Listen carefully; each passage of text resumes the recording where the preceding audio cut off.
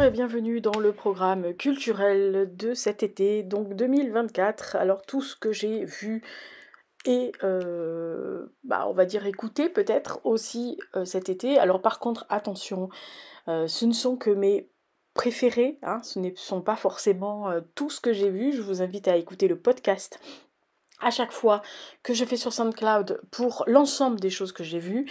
Alors il y a juste une petite chose que je vais signaler parce que en fait au moment où j'enregistre ce programme culturel, je n'ai pas fini la série donc qui est sur Canal+, qui s'appelle Pourquoi pas Evans, qui est une série de 4 épisodes en fait réalisée par Hugh Laurie, oui le monsieur Dr House. J'ai vu les 2 premiers épisodes et j'adore. Simplement, voilà, j'ai eu d'autres impératifs. La rentrée, pour moi, est un peu compliquée parce qu'il y a beaucoup de choses à faire. Et je n'ai pas eu le temps de finir. Et c'est vraiment dommage. Mais franchement, c'est vraiment excellent. Donc, ils seront sûrement au programme culturel de septembre. Parce que passer à côté d'une telle série et d'un tel petit bijou, ça serait vraiment dommage. Alors, on va parler surtout de séries. Alors, j'en ai vu quelques-unes, j'ai même vu le documentaire sur Céline Dion, mais je vais parler de 4 séries. Alors, 2 séries que j'ai adorées, 2 autres séries que j'ai bien aimées, même si elles ont leurs défauts, mais voilà, que j'avais envie dont j'avais envie de vous parler, même si une à la fin m'a vraiment un peu déçue, mais je me suis dit que voilà, j'aime l'univers, alors voilà, je suis pas objective avec l'univers, et bien sûr j'aimerais vous parler, à la fin je vous parlerai des conférences que j'ai données cet été et de mon ressenti. Alors la première série, et c'est véritablement le coup de cœur de l'été, je l'avais vu, j'avais commencé à la fin juin, je l'avais regardé fin juin et je dois avouer que je l'ai re-regardé encore cet été parce que je me suis véritablement jetée dedans. Alors c'est une de mes copines qui s'appelle Claire qui depuis des années me rabâche de lire l'auteur britannique C.G. Sampson avec ses 7 romans de la série Matthew Charlake. Ça fait des années et des années qu'elle me dit « Va lire ça, tu vas adorer cette série, le personnage va te plaire à pas savoir quoi en faire, etc. » Bref. Et là, elle me dit oh écoute, je viens de regarder sur Disney+, donc c'est sur Star, et elle me dit tu devrais aller voir Disney Plus Star, comme tu l'as, parce qu'il y a une série qui sort, qui s'appelle Shard Lake, et qui est tirée des romans de C.J. Sampson. Et donc, qu'est-ce que j'ai fait ? Brave copine, j'y suis allée. Voilà. Et j'ai très bien fait. Donc voilà. Alors on est dans l'Angleterre du XVIe siècle, à l'époque de la dissolution des monastères. Et Matthew Charlake, en fait, est un avocat de profession. Et son existence assez paisible, on va dire, va être bouleversée par Thomas Cromwell, donc le duc d'Essex, qui lui demande d'enquêter sur le meurtre d'un de ses émissaires, puisque celui-ci était chargé de fermer le monastère de Swansea, et donc pour Cromwell, il est impératif de poursuivre sa politique, et donc il missionne Shard Lake pour retrouver le ou les coupables de la mort de son enquêteur, et pour mener cette mission à bien, puisque en fait la mission c'est de fermer tous les monastères catholiques pour récupérer toutes les richesses, hein, bien sûr, puisqu'il y a eu le scission entre la Grande-Bretagne et le Vatican, et voilà, et donc qui a formé l'Église d'Angleterre. Alors, il va être accompagné, ce fameux Shard Lake, d'un émissaire qui s'appelle Jack Barrack, et ils vont arriver à Scarsdale, et ils vont se heurter immédiatement à l'hostilité et la paranoïa carrément des moines, qui craignent pour leur avenir et qui vont reculer devant absolument rien pour préserver leur ordre, leur monastère, etc. Alors, on est bien en Angleterre durant la période de Henri VIII et de Cromwell, donc de la séparation entre l'église romaine et catholique et la couronne d'Angleterre, suite, je le rappelle, à la mort d'Anne Boleyn, la reine. Alors il y a bien sûr un petit côté le nom de la rose. Mais là, vraiment, nous sommes dans les bas-fonds de l'Angleterre du XVIe siècle, entre religion, terreur, famine, pauvreté, pouvoir, et j'en passe, et pas des meilleurs d'ailleurs. Alors, un homme est tué dans ce monastère, et la couronne veut faire plier et récupérer tous les monastères dans son, et le récupérer dans son giron. Donc, dans ce temps de mise au pas par l'anglicanisme, être fidèle à Rome vous met une belle cible dans le dos. Ah sûr, bah des belles cibles. Et donc Cromwell, qui est quand même un très fin stratège, mais véritablement un redoutable conseiller du roi Henry, envoie donc sur place son meilleur avocat slash inspecteur avec un émisseur du roi. Matthew Charlake, en fait, est un garçon intelligent, dévoué, fin, particulièrement observateur, mais c'est aussi un homme brisé. Brisé véritablement en deux aussi par une difformité qui le rend bossu et dont il a une main atrophiée. Alors lui qui voulait absolument être, quand il était petit, un garçon de chœur et chanter dans les églises, les monastères, il a été littéralement banni. Alors, à l'époque de ce Moyen-Âge, je rappelle, hein, on s'écarte sur son passage, puisque on voyait dans les bossus et dans les gens qui avaient quelque chose d'atrophié la marque du diable. Et pourtant, c'est un avocat et un inspecteur méthodique. Il est, comme je vous l'ai dit, très fin observateur. Et sa vie, malheureusement, est très compliquée. Alors, il ne se ménage jamais. Il se raisonne en se parlant tout seul, en se ramenant lui-même à la raison dû à son handicap. Il ose s'insulter, entre guillemets, s'engueuler pour dire mais enfin, voilà, tu n'as rien à faire dans ce genre de choses. Alors, au départ, les autres, d'ailleurs, le regard des autres ne voit que sa lenteur dans sa démarche, ce côté bancal, brinque-ballant, et ce bras particulièrement carrément mort presque.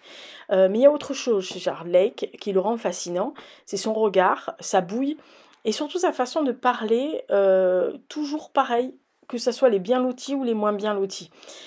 Jack Barak, lui, c'est un homme élégant, arrogant, moqueur, particulièrement tête à claque dès le début, même si on sent bien que par ses coups de gueule, ses coups d'éclat, sa façon de se vêtir, il a un côté à fleur de peau et qui cache aussi un secret. Alors, on va les voir au cœur de ce monastère où les morts vont s'accumuler, où les découvertes s'accompagnent de mystères et même carrément de superstitions. C'est une série qui se distingue vraiment par ses dialogues, par les costumes, par le contexte historique, donc du XVIe siècle en Angleterre, par la place des hommes de robe et de bure, hein, robe de bure, mais des robes, des malheureux, des novices, des femmes, évidemment, des faibles, et comme des forts, hein, chacun peut perdre son poste, hein, Cromwell le premier. Alors l'essentiel est le suspense dans ces 3 épisodes, c'est des choses trappes qui s'ouvrent et qui se ferment, notamment sur Matthew Shardlake et sur Barak, bien entendu, qui les poussent à agir, à réagir à chaque fois. Alors, les acteurs sont tous bons, surtout Arthur Hughes qui joue Shardlake, qui est aussi inquiétant qu'attendrissant, ce qui est quand même assez important. Il y a un très très grand travail aussi sur les décors, sur les à-côté. Il y a un côté clair-obscur à la De Boulogne, à la Caravage, qui veloute certaines scènes d'une ambiance assez étrange, ce qui contraste d'ailleurs avec les tenues des moines, quelquefois trop chatoyantes, avec ce punaise de décorum d'or et de pierreries partout, y compris dans les vêtements de Jack Barak. Alors attention, il faut vraiment être attentif à chaque détail donné, à chaque scène, car il y a une intrigue, et l'intrigue est très complexe, parce qu'elle a plusieurs ramifications, elle est profonde, un peu comme les marécages qui entourent le monastère. Tout le monde peut y finir englouti, y compris ceux qui sont envoyés par Cromwell. J'ai véritablement été happée par cette série, j'ai adoré cette mini-série moyenâgeuse. J'espère qu'il y aura d'autres saisons de Shardlake, parce que de toute façon, il y a 7 livres, et celui-ci est juste sur le premier tome. Voilà, donc on peut imaginer que la série est vraiment, ayant été très très bien foutue, continue tous les tomes de Samson. Moi, j'ai vraiment beaucoup de tendresse envers ce type, à la fois, je vous dis, tendre et inquiétant.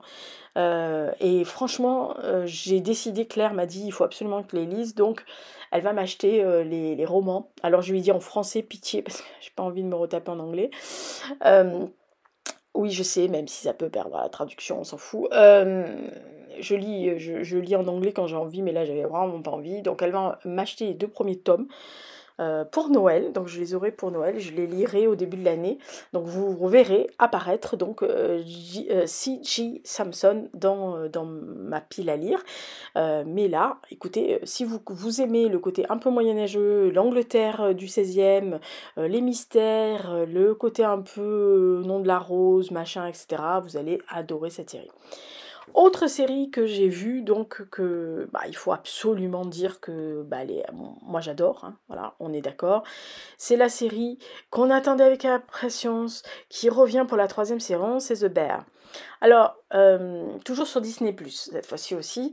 Alors, on est toujours avec Carmy, Sydney et Richard, enfin Richie, qui ont réussi à transformer leur espèce de sandwicherie The Bear en établissement assez gastro, et qui tentent, on va dire, de faire tourner ce lieu dans un débat quotidien, quasiment perdu d'avance, dans le secteur de la restauration.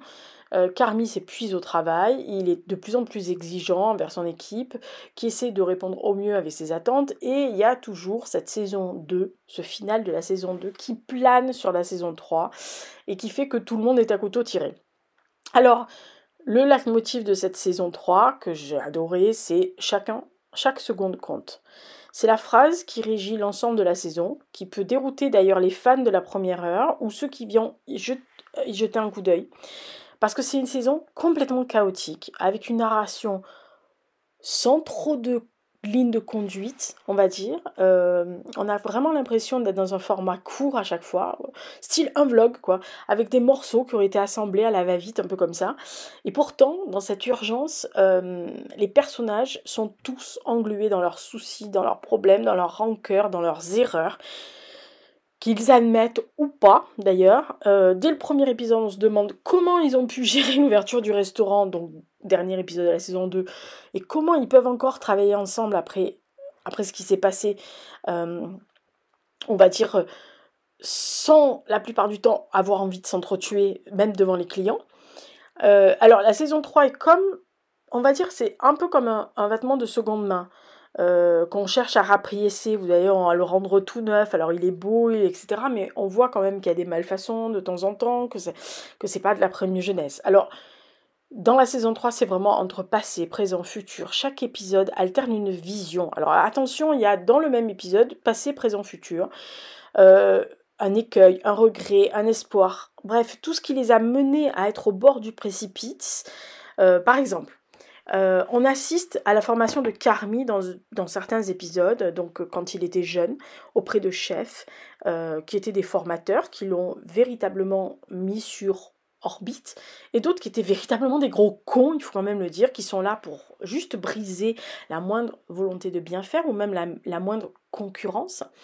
Ou encore, par exemple, il y a le personnage de Tina, donc la sœur, dont on comprend le parcours de cette femme, de Tina, l'apprentie cuisinière, enfin la dame qui travaille dans les cuisines, pardon, je confonds avec Nathalie,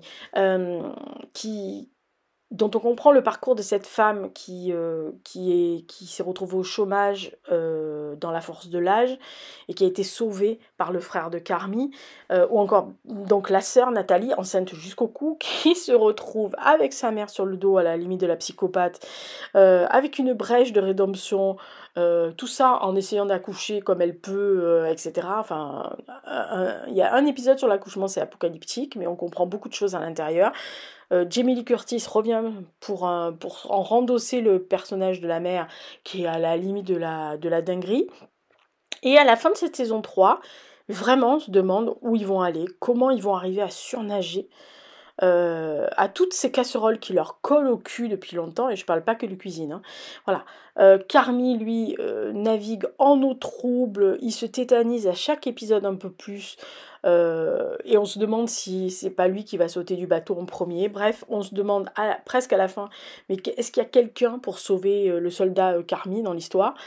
Et pourtant, cette saison sans ligne directrice, tout mélangé, parce que vraiment c'est tout mélangé, et si je vous dis ça peut dérouter beaucoup de monde, la saison 3 touche, parce qu'elle est fragile, tout est en équilibre, il suffit juste d'un souffle pour faire retomber le soufflet, en gros, hein, comme un vrai plat. C'est touchant, vraiment profondément touchant parce qu'il y a soit de la nostalgie, soit un souvenir vivace d'un acte manqué qui ne vous empêche pas de continuer à vivre, mais qui pèse un poids sur votre épaule. La sensation du temps qui passe trop vite aussi, y est beaucoup. Et encore, l'envie de faire toujours mieux. Et justement, il y a une leçon dans cette saison-là. Alors pour avancer, il faut clore le passé, fermer toutes les portes correctement, sinon, surtout ne pas mettre les soucis sous le tapis, sinon on n'avance pas, on fait du surplace. Voire on peut reculer aussi, et franchement c'est une saison qui vous met, qui peut mettre les gens face à eux-mêmes, alors peut-être que d'autres n'aimeront pas.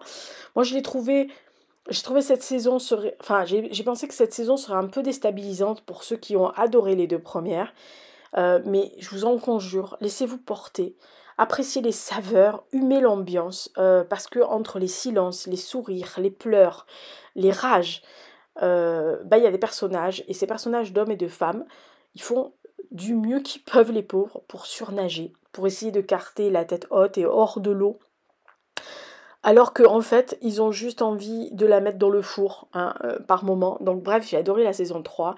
Même si je vous dis, il n'y a pas de ligne directrice, ça part dans tous les sens. Il y a des flashbacks en plein milieu d'un service enfin d'un moment présent. Donc il faut vraiment, vraiment suivre. Mais une fois que vous avez chopé le truc, c'est juste que du bonheur. Donc ça, c'était The Bear saison 3. Alors, on va passer on va dire à celui qui est le moins, pour lequel j'ai peut-être le moins de choses à dire, en tous les cas. C'est le Présumé innocent, c'est sur Apple Télé. Alors c'est l'adaptation du livre éponyme hein, qui s'appelle Présumé innocent de Scott Turow, qui avait été porté à l'écran par Alan Pakula en 1990, avec le sublimissime Harrison Ford, oui, 1990, ah mon dieu qu'il était, oh, bon il est toujours beau, hein, mais alors à 90, mon dieu, bref, euh, oh bah écoutez, hein, on est midinato, on l'est pas, hein, voilà. Donc évidemment quand j'ai vu que c'était l'adaptation en série du film et du livre, je me suis dit bon je vais aller voir, et je suis allée voir la bande-annonce, et là que vois-je, Jack Gyllenhaal, je me suis dit ah bah on y va, hein, voilà, ah bah on y va, voilà. Donc on est en présence d'un brillant procureur qui se retrouve tout à coup sur les bancs des accusés pour le meurtre de sa collègue jeune et très ambitieuse, avec laquelle il venait d'avoir une liaison très très passionnelle. Donc on en est là. Alors Rusty Sabich est, quand on le rencontre pour la première fois, un procureur brillant, un peu clivant quand même, mais brillant. Il a le soutien de son chef et de son ami, et il est aussi dans le viseur des candidats à son poste, puisque vous le savez, aux États-Unis, on élit des procureurs. Il est en pleine élection, enfin c'est en pleine élection du bureau du procureur, et va survenir la mort de Caroline, donc cette collègue jeune et très très ambitieuse qui va jeter littéralement le chaos partout.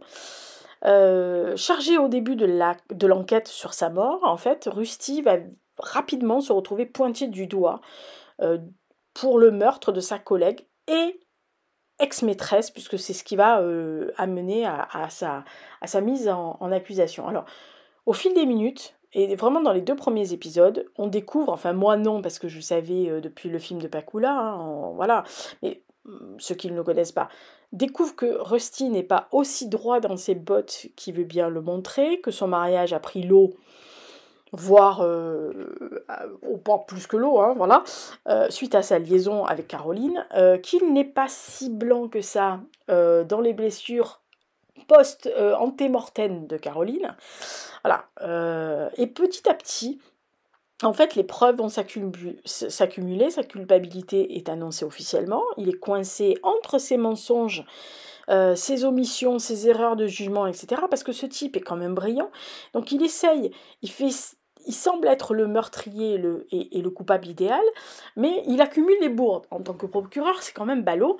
Et puis, il y a aussi autre chose, c'est qu'on découvre la personnalité de Rusty, qui est très jaloux, qui est jaloux mais maladivement, et son addiction sexuellement à Caroline, sans parler d'amour, mais véritablement sexuellement passionné par cette fille, qui n'avait pas compris pourquoi elle avait rompu, qui l'a harcelée littéralement, euh, Et il va avoir une révélation, alors qui va laisser pantois pas mal de monde, mais moi, bon voilà, depuis que j'avais vu Bakula, le film de Bakula, je le savais, mais qui m'a pas surprise, mais je me suis dit, tiens, ah, c'est mis en scène comme ça. Rusty va essayer de trouver des paroles, jusqu'à ce qu'une image, en vérité, le fasse changer de stratégie, et jusqu'à ce qu'on va découvrir après. Alors, la liaison passionnelle, nous est offerte en flashback, évidemment, avec des scènes très torrides. D'ailleurs, j'ai regardé, enfin, d'habitude, je regarde pas, hein, mais là, j'ai regardé que c'était interdit au moins de 16 ans. Et pour cause, parce qu'il y a des scènes quand même qui sont très explicites, côté sexuel. Et alors, moi, ça m'a pas gêné, on est bien d'accord, je suis pas bégueule sur ça, mais je dois avouer, ouais, moins de 16 ans quand même, parce qu'il y a 2, 3 scènes où je me suis dit, ah, ils y sont allés fort, et dans tous les sens du terme, si vous voyez ce que je veux dire. Euh, et j'ai bien aimé, en fait, la froideur du jeu de Jet Gyllenhaal, qui fait que on regarde cette série avec avidité pour savoir si vraiment il a tué Caroline ou pas, qui n'était pas du tout une oie blanche, mais alors pas du tout, et qui semble d'ailleurs cacher beaucoup, beaucoup, beaucoup de choses, y compris des choses peu reluisantes. Alors, j'ai bien aimé la série, mais pour moi, alors il a manqué, alors vous allez dire c'est bizarre, mais il a manqué un côté un peu plus sensuel et pervers qu'il y avait dans le film de Pacola. Alors peut-être que les scènes très explicites de sexe sont trop explicites, parce qu'il y avait ce côté sensuel qui est mal réinterprété. Alors peut-être que moi je l'avais lu à l'époque, peut-être, je crois que je l'ai lu en même temps de la sortie du film, ou peut-être un petit peu après, mais en tous les cas, moi j'avais trouvé un côté. Alors oui, il a une addiction au sexe avec cette fille, mais il y a un côté sensuel dans leur relation. Et là, c'est vraiment du cul pour du cul, passez-moi l'expression. Et donc, à aucun moment, enfin, si on peut comprendre l'addiction au sexe, mais à aucun moment on se dit, ah, elle le tenait par autre chose. Même si, bon, bref.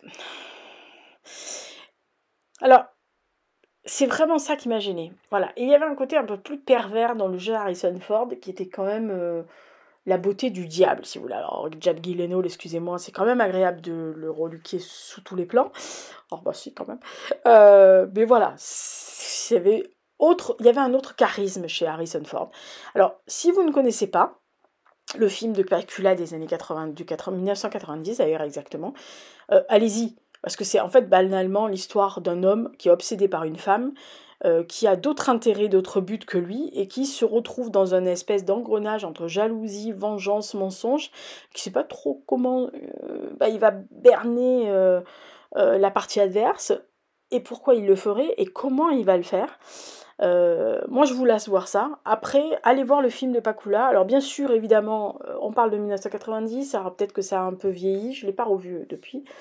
Mais bon, rien que pour la beauté virile et assez du diable de Harrison Ford dans certaines séquences, ça vaut son pesant de cacahuètes. Après, regardez Jack Gyllenhaal, c'est pas dégueulasse non plus, hein, on est bien d'accord sur le sujet, donc ça se voit. Voilà, ça se voit. Et ensuite, je vais vous parler de la 4e série. Alors, c'est la 4e série, c'est celle pour laquelle j'ai le plus raclé des pieds. Vous allez me dire, elle est tarée, l'autre. C'est The Acolyte sur Disney+. Oui, toujours, je vis ma vie sur Disney+, Arte, oui, on est au courant. Oui, surtout qu'en ce moment, sur Netflix, il n'y a pratiquement plus rien. Donc, je suis en train de me demander si je vais garder mon abonnement. Parce que je ne vois plus rien du tout qui m'intéresse. Ça fait bien un mois et demi où je vois rien. Alors il y a des choses qui sont attendues, alors des suites, mais rien qui me semble être majeur pour l'instant.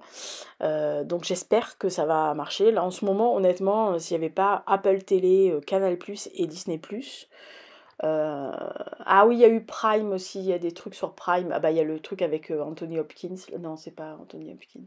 Si, c'est Anthony Hopkins. Le truc sur Rome là, qui me donne bien envie.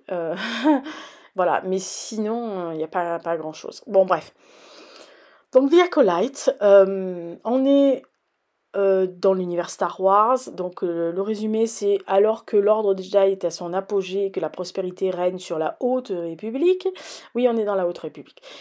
Plusieurs crimes mystérieux sont perpétués. Un maître Jedi respecté va mener une enquête pour voir euh, pour voir ce qui se passe et va être opposé à une dangereuse, on va dire. Ça c'est le résumé, hein. Ça n'a rien à voir avec ce qui est dans la série.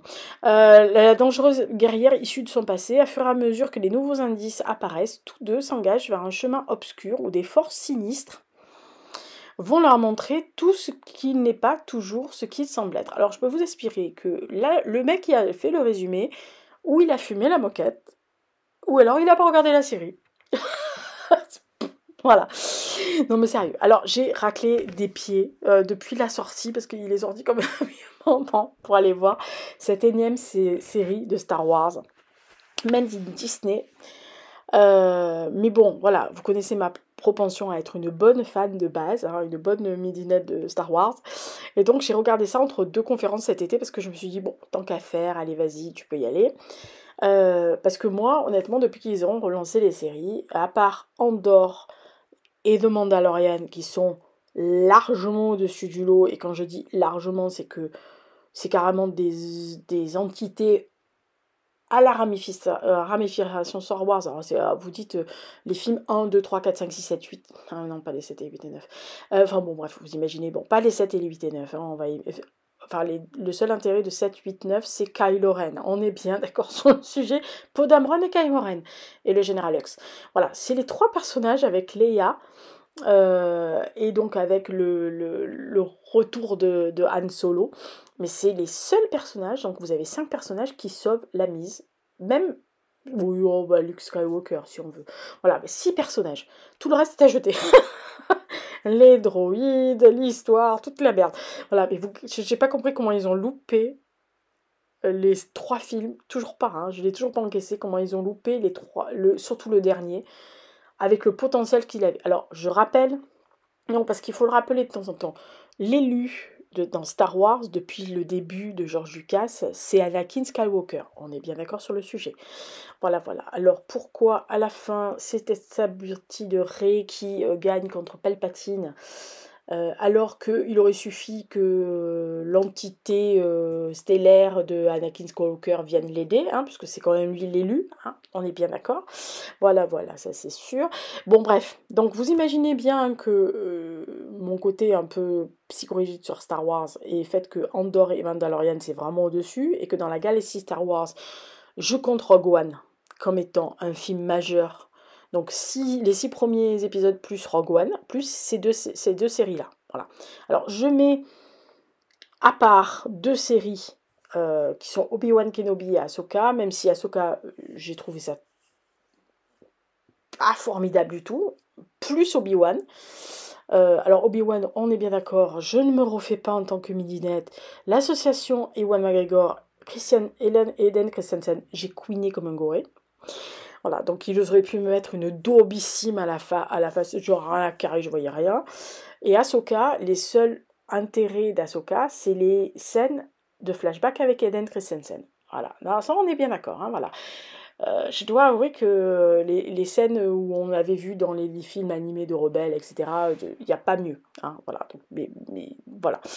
Donc je me suis dit, bon, il faut y aller. Et puis alors là, au mois de juin, j'ai des potes qui adorent Star Wars comme moi, qui m'ont littéralement dit que j'allais regarder une daube. Voilà. Je me suis dit, oh punaise, c'est pas bon. Donc je me suis dit, allez, on y va et tout. Alors, d'habitude dans le programme culturel, c'est que mes préférés.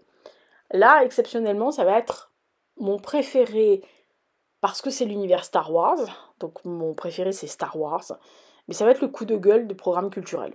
Voilà, c'est rare que j'en fasse, mais je me suis dit qu'à partir de maintenant, je pouvais faire dans mon programme culturel un coup de gueule de temps en temps, parce que c'était important. Alors, c'est pas mal, hein, The Acolyte. Les décors sont pas mal, même si on a l'impression d'être en low cost, hein, on a l'impression qu'ils ont eu un budget...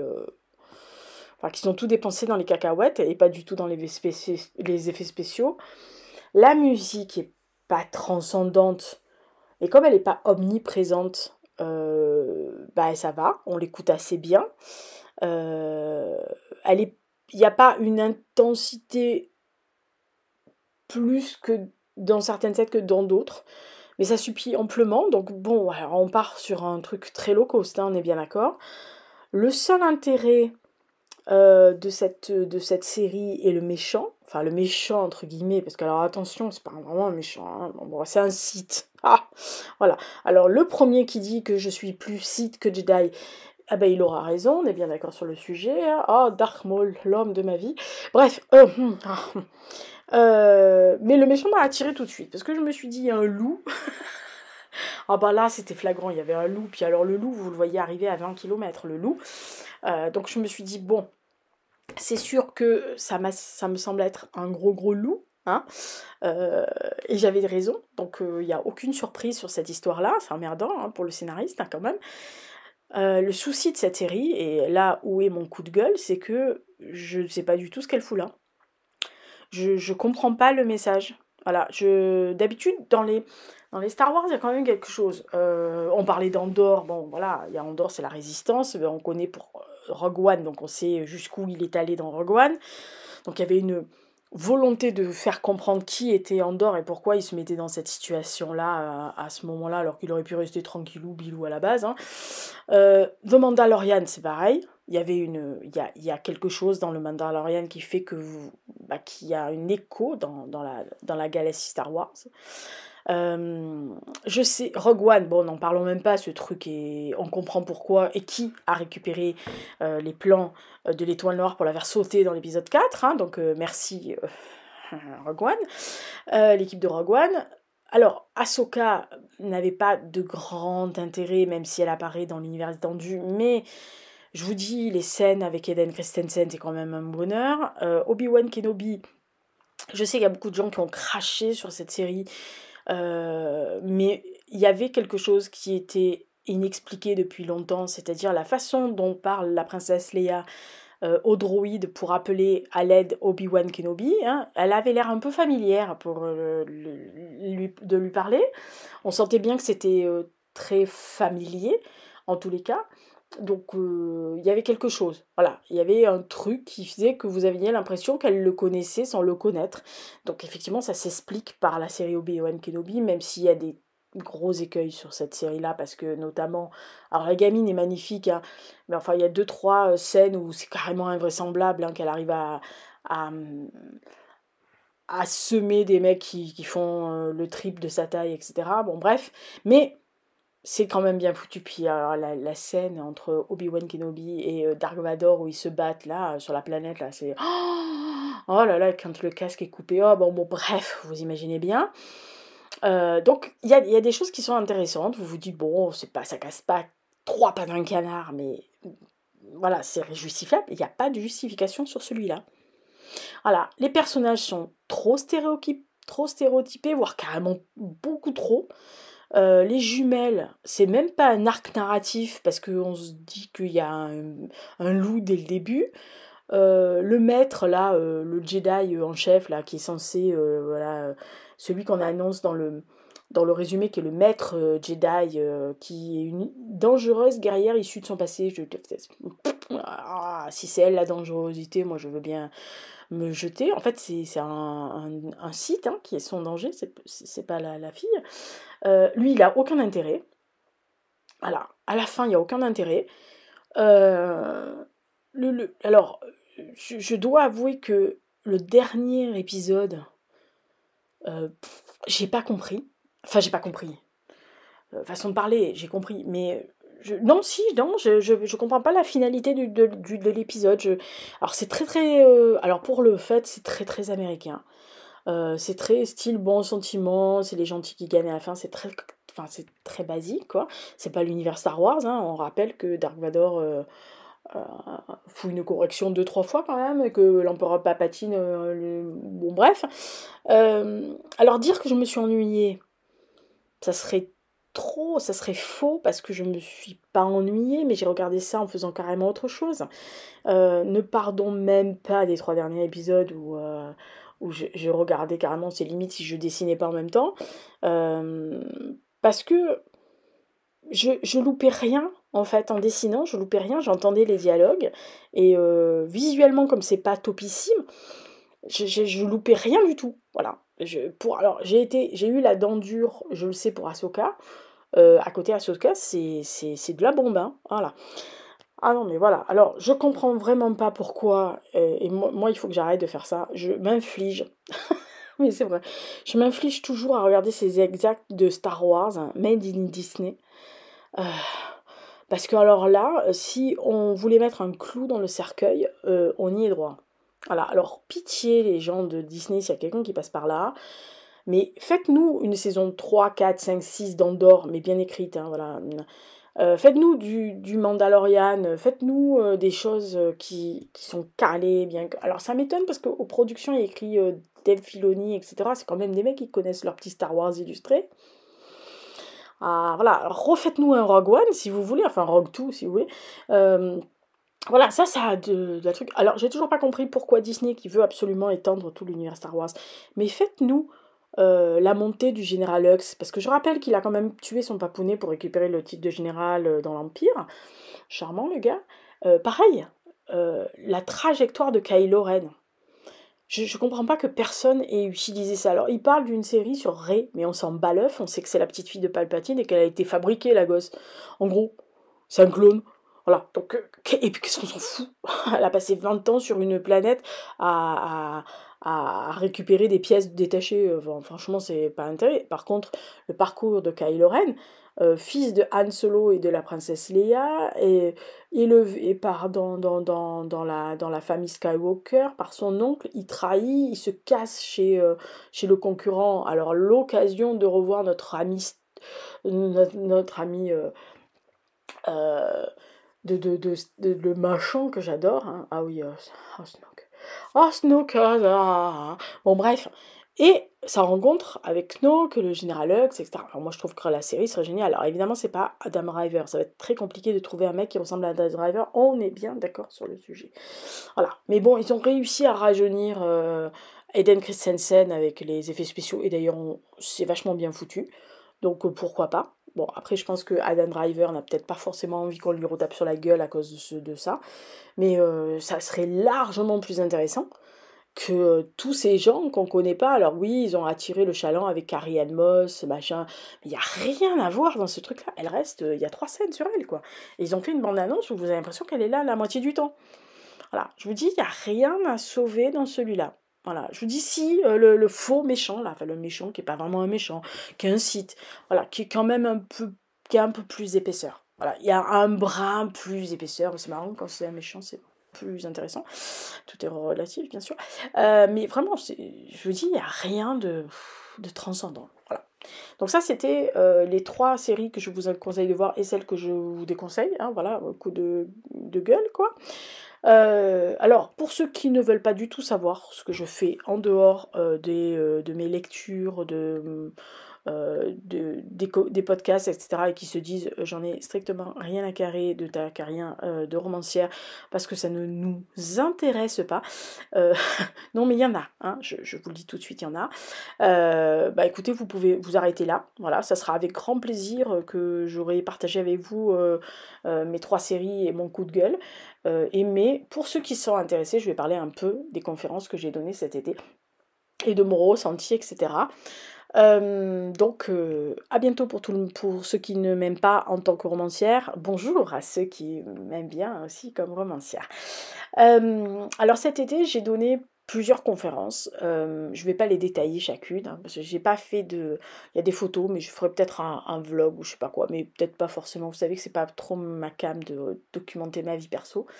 Mais j'ai donné des conférences en fait sur la monographie, en fait sur mon village, puisque la conférence s'appelait Saint-Martial Viverolles, un village à travers les siècles, et mon travail sur la mémoire de ces lieux, et aussi sur l'histoire. J'ai été très contente parce que j'ai donné des conférences dans des églises, alors notamment dans la mienne, bien sûr, avec l'autorisation évidemment du curé des paroisses concernées, évidemment, hein. oui, alors c'est la chance, c'est que c'est le même pour plusieurs paroisses, du coup, j'ai pu demander pour les plusieurs églises. Hem, enfin, une autorisation pour plusieurs églises, pour être exact. J'ai donné une conférence aussi, dans 2 médiathèques. Alors il y en a une qui a été un peu plus, confidentielle. Bon, c'était un jour, de marché, il faisait très, très chaud et puis je pense que j'avais pas été particulièrement, exposée, on va dire. Hem, il y a eu plusieurs personnes qui m'ont fait des commentaires sur sur ce qui s'était passé en amont de la présentation donc voilà, mais c'était très bien. J'ai rencontré des personnes très intéressantes, y compris dans cette présentation-là, y compris quelqu'un que je ne pensais jamais pouvoir approcher, qui est la propriétaire d'un lieu que je voulais visiter depuis des années et qui s'est révélé, être là. Voilà, donc j'étais très, très contente de la rencontrer. Donc ça m'a permis quand même un contact. Ah, comme on dit, tout malheur, il y a quelque chose de bon qui arrive derrière. Hem et puis après j'ai fait des visios, voilà, j'ai fait 2 visios, avec des groupes, de clubs et cetera, de patrimoine, histoire, machin.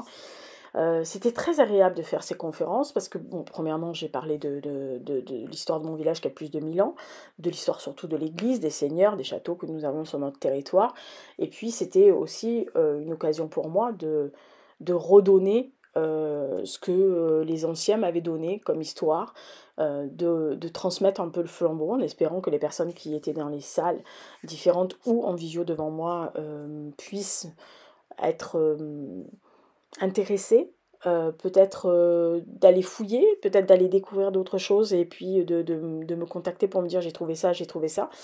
Moi, c'est un bonheur de partage, voilà. Alors, je dois avouer que les conférences faites dans les églises ont été quand même celles les plus touchantes et les plus émouvantes. Premièrement, parce qu'il y avait quand même les gens, il y avait du monde et en plus, c'est tangible.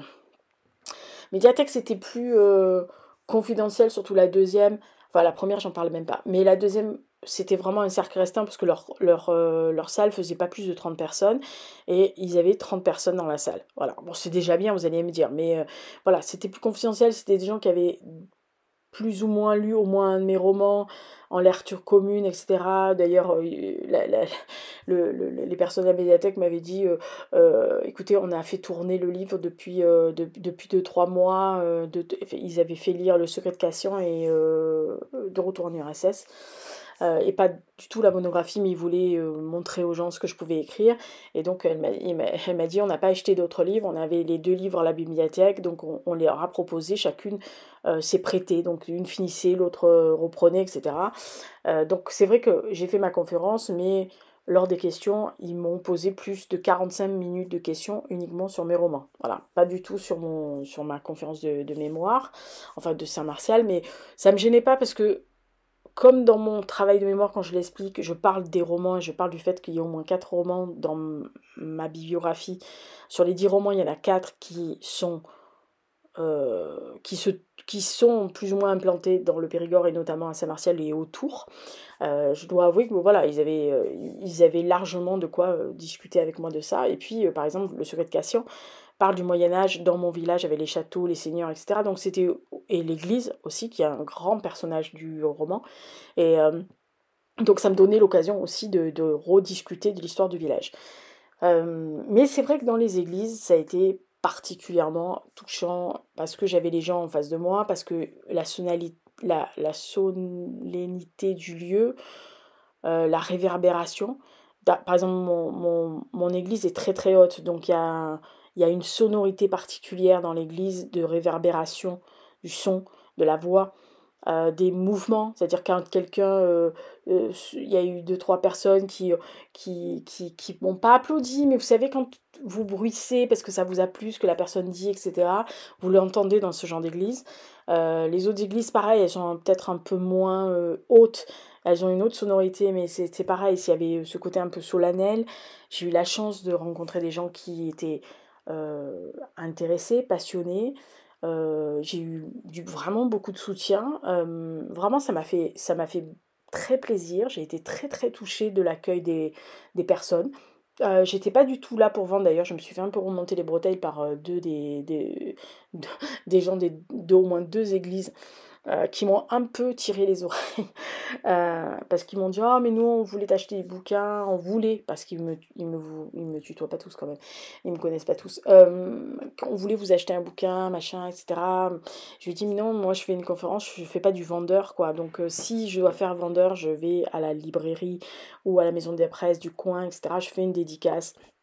Et j'ai promis de le faire, au printemps prochain, de faire au moins 2 dédicaces, différentes dans 2 endroits, en faisant de la publicité avant pour que ces personnes-là puissent venir avec leur ouvrage ou même carrément l'acheter dans 6 mois si ça les chante. Hem, mais vraiment c'était très agréable. Il y a quelques personnes qui m'ont dit: «Est-ce que ça vous gêne pas? Est-ce que vous êtes pas angoissés?» et cetera. Je non. Parce qu'en fait, bon, c'est pas je fais pas ça depuis hier, hein, voilà, je me suis pas lancée depuis hier dans les conférences ou dans les exposés ou autres. C'est toujours avec une appréhension qu'on y va, parce qu'on ne sait pas qui on va avoir en face, si les personnes présentes, le public va réagir, s'il va, intervenir aussi, parce qu'à la fin, vous avez des questions. Et puis à la fin, vous avez des gens qui vous posent aucune question, parce qu'ils n'ont pas de questions à vous poser. Parce que, alors soit vous avez répondu à peu près à tout ce qu'ils estimaient, vous demander, soit parce que, beh, ils osent pas et alors il y a beaucoup de gens qui n'osent pas non plus. C'est un peu compliqué, hem, mais voilà, qui vous attrapent à la fin. C'est-à-dire qu'ils vous prennent, vous finissez la conférence, vous avez l'impression que personne ne veut vous parler ou personne ne veut vous poser des questions et puis, tout le monde commence à se lever, les gens vont bon, il y avait des petits, à certains endroits, il y avait des petits, apéritifs dînatoires, ou 2 petits fours et 3 morceaux de biscuits, ou le vin, offert par la municipalité et en fait, ils vous coincent un verre à la main, un petit four à la main, en vous disant: «Ah ouais, alors j'avais une question». OK, d'accord. Voilà, donc c'est très agréable parce que moi je me suis mais vraiment, éclatée à faire ça. Alors il y a eu une captation audio, très gentiment sur, une des conférences en visio. Elle me l'a enregistrée, alors pas du tout en visio parce que, elle pouvait pas, parce que comme, la caméra était tournée de telle façon qu'on me voit, mais qu'on voyait quelques premiers rangs et les gens ne voulaient pas apparaître sur la vidéo. On leur a demandé, hein, mais voilà, il y a des gens qui ont: «Ah non, non, non, nous on veut pas, machin» et cetera. On comprend ça, ce genre de choses. Donc c'était très compliqué de flouter les gens qui voulaient pas, tout ça. Donc elle m'a donné que l'audio. Voilà, donc l'audio on m'entend moi parce que j'avais le micro. On n'entendra pas forcément les questions, mais on va en je sais pas si on entend les questions, mais ce que je vais faire, c'est comme elle m'a donné l'audio, je l'ai pas écouté, mais elle m'a dit que c'était vraiment inaudible les questions. Par contre, mes réponses, comme j'avais vraiment, c'est le truc était que pour moi, l'enregistrement. Ce que je ferai, comme j'ai l'audio, je couperai les questions, j'insérerai moi les questions à l'écran avec un bandeau et je découperai mes réponses pour vous montrer les questions qu'on m'a, par exemple, posées, pour que vous puissiez voir le genre de questions qu'on m'a posées, et que ça vous voilà, que peut-être que ça vous inspire, j'en sais rien. Je pense que je le mettrai en ligne que fin septembre, je pense. Début octobre. Enfin, en tous les cas, j'essayerai de le faire au mieux. Je pense que le plus gros, ça va être effectivement de couper les questions-réponses parce que la conférence en elle-même, elle dure 1h10, 1h15. Hem, je la balancerai telle quelle. Voilà, parce que comme je le fais à chaque fois quand c'est enregistré, vous savez, comme je le fais maintenant, c'est en live, direct, one shot, point à la ligne. Je fais pas de montage, je fais pas de arrangement sonore, j'oublie pas, enfin je gomme pas les E, les A, les je sais pas, comme ça. Voilà, je barre pas ce genre de choses parce que voilà, comme dit, très bien un gentil garçon sur YouTube qui s'appelle Floris, Nature Peinture, moi j'estime qu'il faut pas tricher, voilà, je triche pas, puis en plus le montage me gonfle vraiment beaucoup. Donc c'est quelque chose que je fais pas avec plaisir, et puis, j'adore, hein, quand, je vois, certaines qui montent et qui disent: «Ah, c'est l'éclat de monter». Moi, ça me gave de perdre autant de temps pour ça, mais je le ferai, voilà. Donc peut-être au mois de septembre, et peut-être alors, c'est une idée qu'on m'a donnée, peut-être que je filmerai les réponses aux questions. Je mettrai les questions et je filmerai mes réponses, Alors peut-être que soit je mettrai l'audio avec ma tronche, soit je vais recopier textuellement ce que j'ai répondu et je lirai ce que j'ai répondu à l'écran. Voilà, peut-être. Ou alors je mettrai l'audio directement. Mais bon, en tous les cas, septembre étant rude, hein, je pense que j'aurai pas le temps dans les 15 premiers jours de le faire. Donc ça sera que fin septembre, début octobre. Mais de toute façon, si vous êtes, enfin si ça vous intéresse et que vous suivez cette chaîne YouTube, vous le verrez arriver, que ça soit sur SoundCloud ou ici, vous verrez arriver la vidéo. De toute façon, je l'annoncerai, donc voilà. Donc je remercie beaucoup les gens qui étaient présents. Je fais quand même un coucou particulier à Mademoiselle Justine et à sa maman et à son papa. Mais je remercie Justine d'être venue de Bordeaux que pour moi, pour 2 des conférences quand même. Ouais, bah, si, j'ai des amis qui sont quand même très adorables et qui sont véritablement mes premiers commerciaux. Hein. Je veux dire, il y a des gens, ils me vantent moi-même. Ils font les commerciaux pour moi alors que je suis nulle pour me vendre, donc heureusement qu'il y a des gens comme ça, voilà. Mais non, voilà, on a passé une très très bon moment pour ces conférences. J'ai pu déjeuner, discuter, on a pris du temps avec Justine après pour parler tranquille, au frais, parce qu'il faisait très chaud dans la maison. Voilà, donc c'était très agréable, donc je remercie encore tous les gens qui étaient présents, les personnes qui m'ont envoyé des petits mots pour me dire bonne chance pour tes conférences, etc. Que ce soit sur Insta, sur Messenger, sur YouTube, etc. Ou encore sur Messenger, enfin sur le Facebook mon perso. Alors je rappelle, c'est mon perso, donc il y a très peu de... Je n'accepte pratiquement que des gens que je connais ou avec qui j'ai dîné ou déjeuné, ou si je vous accepte, que c'est que je sais que vous êtes, voilà, que vous n'allez pas me diffuser ailleurs, parce que c'est vraiment des trucs perso que je mets dessus, enfin perso, mon travail, mais j'ai pas envie d'avoir 500 millions d'amis, hein, ça ne m'intéresse pas. Et puis sinon, bah écoutez, abonnez-vous, mettez un like, un pouce, un commentaire, parce que ça fait 2 mois que la chaîne est en mode dodo, et que déjà j'étais pas bien haut, mais alors là j'ai encore perdu des abonnés cet été puisque je ne fais rien, donc il y en a certains qui se disent oh elle est nulle, allez on se casse, alors que tout le monde se casse pendant 2 mois. Ou 1 mois et demi, et que on n'en veut pas aux autres, donc c'est vraiment Bibi qui doit pas être aimé des masses. Voilà, donc d'ici là, portez-vous bien, faites attention à vous. Prochain programme culturel fin septembre, et donc il y aura Pourquoi pas Evans. Allez le voir sur Canal+, c'est un petit bijou ce truc. Ça m'a fait, les 2 premiers épisodes sont absolument délicieux, ça se passe dans les années 30 et c'est adapté d'une nouvelle de Agatha Christie de 1934. Donc il y a beaucoup de choses qui vous incitent à y aller. Voilà, merci beaucoup d'avoir écouté ce programme culturel, puisque j'ai mis à l'écran les vignettes. Je suis désolée, mais bon, il fait encore beaucoup trop chaud dans l'appartement. Il fait 32, hein, donc pour ne pas vous cacher. Il fait encore beaucoup trop chaud pour que je puisse remettre le rail de lumière dans ma gueule et que je sois pas liquide devant vos yeux. Donc je pense que d'ici une dizaine de jours, la nuit aura redescendu, puisqu'il fait quand même encore 24 la nuit. La nuit aura redescendu, donc l'appartement sera redescendu à une température correcte, 27, 26, 27. Donc à 26, 27, je peux me permettre de mettre la rampe et les lumières. À 32, c'est pas possible, je suis liquide. Voilà. Là, rien vous cacher, je suis en culotte soutien-gorge, enfin en maillot, quoi. Voilà, donc sinon je crève. Voilà. S'il n'y a pas plus compliqué que ça. Voilà. Allez, bisous, à la semaine prochaine pour prochaine vidéo. Ça sera la pile à lire de septembre, pile à lire avec des images et ma voix, encore, hein, non, on va crever sinon. Je sais, c'est pas drôle, mais écoutez, je sais que vous me dites trucs, mais je vais essayer de faire des lives différents.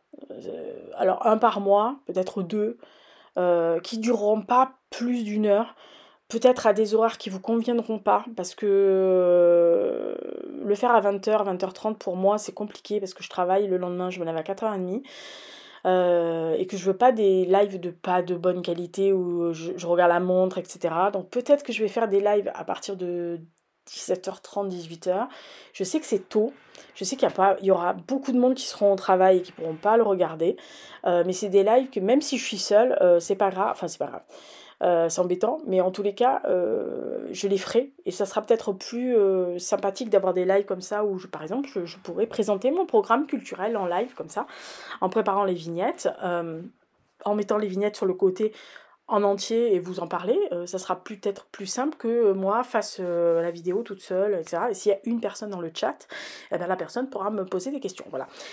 D'ici là, bisous bisous, à bientôt. Et le point lecture d'été sera fait de petites vidéos que j'ai enregistrées à chaque fois que je finissais un livre.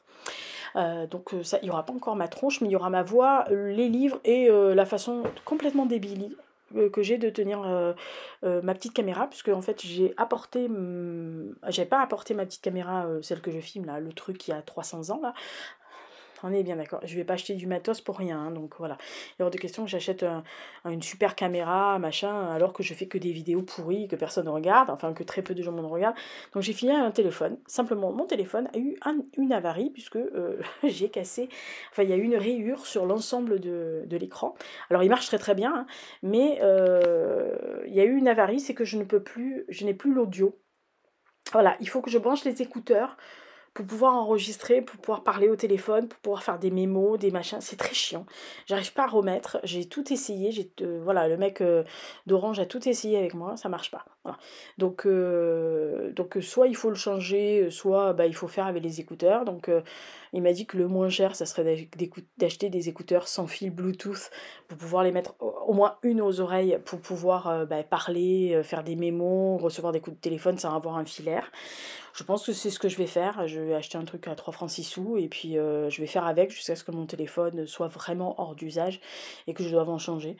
Parce que c'est vraiment con d'acheter un téléphone uniquement parce que le vocal passe plus, alors que maintenant avec les sans fil on peut le faire. Donc ce serait vraiment très con. Voilà. Allez, bisous bisous. D'ici là, portez-vous bien et puis à bientôt. Au revoir.